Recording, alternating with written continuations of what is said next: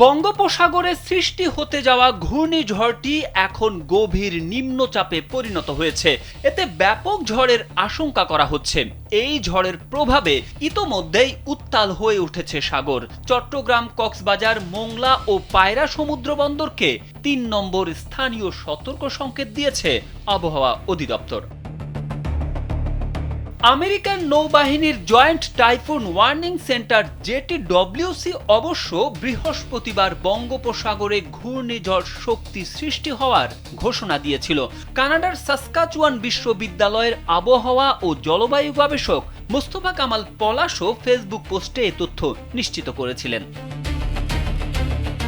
সর্বশেষ খবর অনুযায়ী ঘূর্ণিঝড়টি নিম্নচাপে পরিণত হয়ে বর্তমানে দক্ষিণ পশ্চিম বঙ্গোপসাগরে ভারতের অন্ধ্রপ্রদেশ উপকূলের পূর্ব দিকে কলকাতা থেকে প্রায় ৭০০ কিলোমিটার দক্ষিণ পশ্চিমে অবস্থান করছে।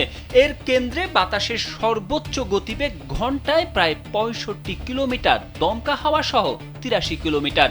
ঝড়টি রাতে ভারতের অন্ধ্রপ্রদেশ ও ওড়িশার মধ্যবর্তী উপকূল দিয়ে স্থলভাগে প্রবেশ করতে পারে বলে আশঙ্কা করা হচ্ছে।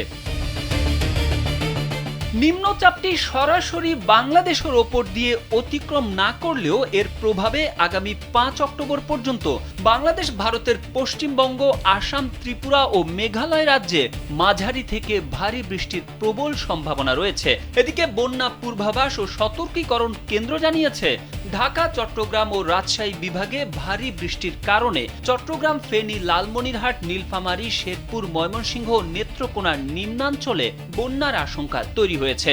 উত্তর বঙ্গোপসাগরে অবস্থানরত মাছ ধরার নৌকা ও ট্রলারগুলোকে পরবর্তী নির্দেশ না দেওয়া পর্যন্ত নিরাপদ আশ্রয়ে থাকতে বলা হয়েছে। তারেক আহমেদ, কালবেলা।